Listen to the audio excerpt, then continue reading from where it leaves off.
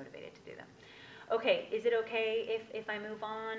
Hunger, we know from last night, is the only time that your body can actually crave what it needs.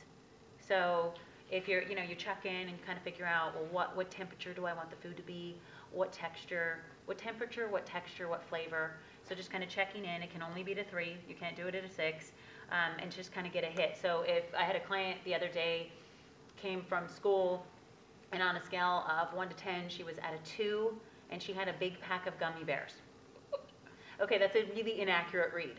Okay, so when you are hungry or more like famished, gummy bears is a very off read. Okay, so I went and got her a cheese stick.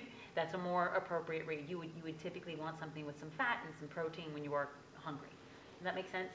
Okay, so and yesterday or last night we covered eating one mindfully, and basically what we know about that is that it is really helpful when you're trying to figure out what that comfortable stopping place is. Okay, so if you're going to stop at a 6.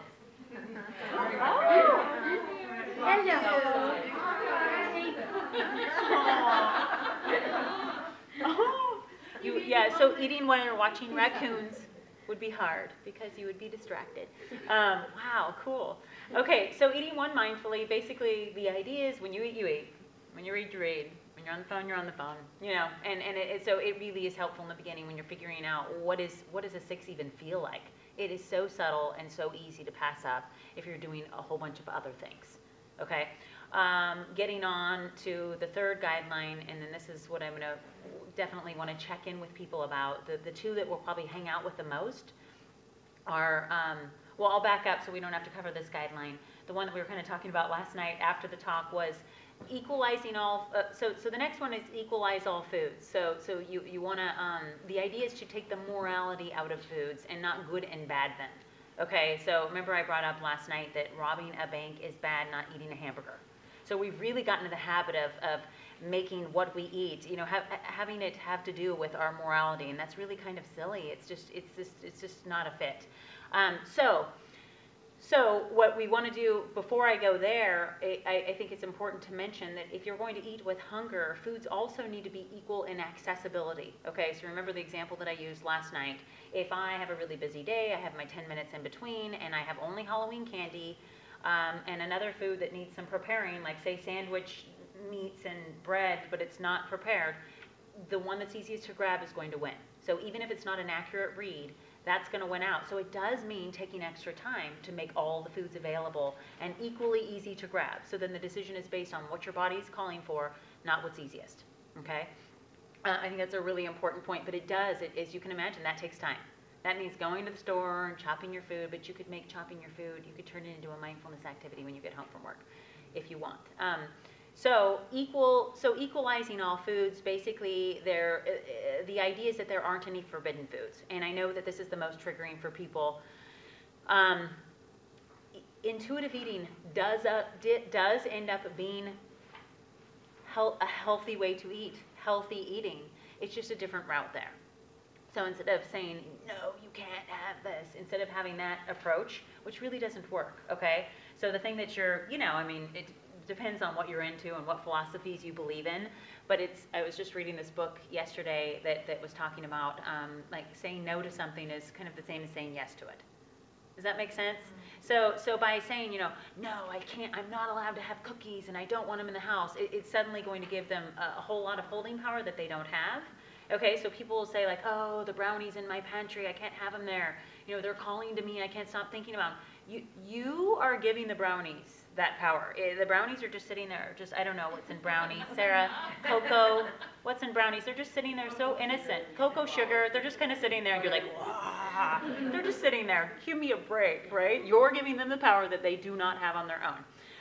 Brownies, like a box of brownies could only be bad if you started like hitting somebody with them and you hurt them. That's the only way that they could possibly be bad. Okay, so the idea is that if you have forbidden foods, you got a couple things going on. Now you've got all these foods that are charged and off limits, and like I said last night, typically most of us are already eating them anyway, okay? But we're not allowing ourselves to do it. So say we have a brownie and, oh, I can't believe I'm eating this brownie. I'm going to have to go to the gym. So you're eating it without pleasure, which usually causes the overeating of the thing. Do you see what I'm saying? And it just is this vicious cycle. And the thing is that what intuitive eating is really about, it's about developing an internal locus of control, okay, that you take with you on a cruise or out to dinner, okay? So it's this idea of, somebody putting this plate of food in front of you at a restaurant, okay? And the person serving you the food, they have no idea where you are on the scale of 1 to 10, okay? Internal locus of control means that's up to you. So if you're at a 6, or if you're at a 5, or a 4, 3, 2, 1, not the person giving you the meal, okay? So internal locus of control means that your control can't be, well, it can, you can try it doesn't work very well. It can, if it's outside of you, if it's external, then it means that you're okay as long as the cookies aren't there, but you're not okay if they are. Do you know what I mean? And we're just coming off the holidays, so it couldn't be a more perfect time to illuminate this. They are everywhere. You are not ever going to be able to not be surrounded by sweets. You might feel a little bit safer because you don't bring them into your house, but what it's going to do is cause you to overly respond to them when you see them out. Do you see what I'm saying? So if you see yourself overly responding to cakes and cookies, it typically just means that you need to bring them in your home more often, and they can kind of lose their charge, which is really scary for people if they're overeating them. So there are other ways to get there. Do you see what I'm saying? So what I do, Sarah and I were talking about this because she's been doing intuitive eating longer than I have, and what happens in my caseload, no matter what, I mean, it says it in the books, but then it happens in my caseload time and time again, and I'm just kind of blown away every time. I never really get used to it, or I'm always in the beginning, somebody will come in and they are binging on Haagen-Dazs, and they have cookies that they eat a couple packs of, or they're locking their carbs in the car and trying to have their husband keep the key, and just all the stuff that I hear is sort of crazy. So they come in, and in the beginning, I'm just always thinking, oh, I don't know about this one. I'm not sure. And no matter what, without fail, if they stick through this process, which, by the way, if the whole like eating whatever appeals to you and no forbidden foods, people will come in initially saying, I'm going to do all the other ones, but I'm not going to do that one. And you can't. So you can't go around it, over it, under it. You can't have all the other ones in place, okay, without this one. So the idea is to kind of transcend it. And sure enough, every single time in the beginning, they'll kind of bring in the previously forbidden foods into their house, or they'll go out to get it initially. If they don't feel like they have enough trust, if they're kind of binging or they have no trust at all, they'll typically go out and have a piece of pie or go out and get their favorite cookie instead of bringing it in. But eventually, when they kind of start working on the trust and they bring it in the house, ice cream will go bad, candy doesn't get touched, they throw away cookies. Sarah was just talking about it. I mean, it's amazing every single time.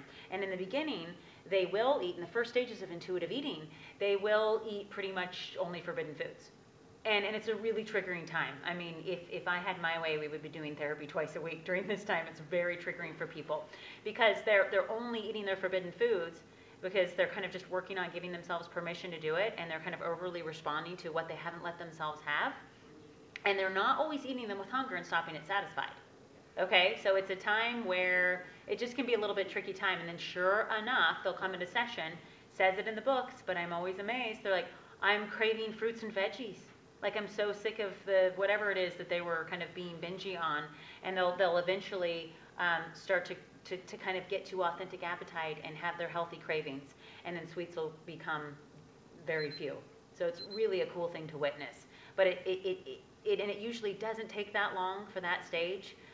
But it's really fun. Every single time they'll start craving an actual nutritionally dense food with little bits of chocolate more.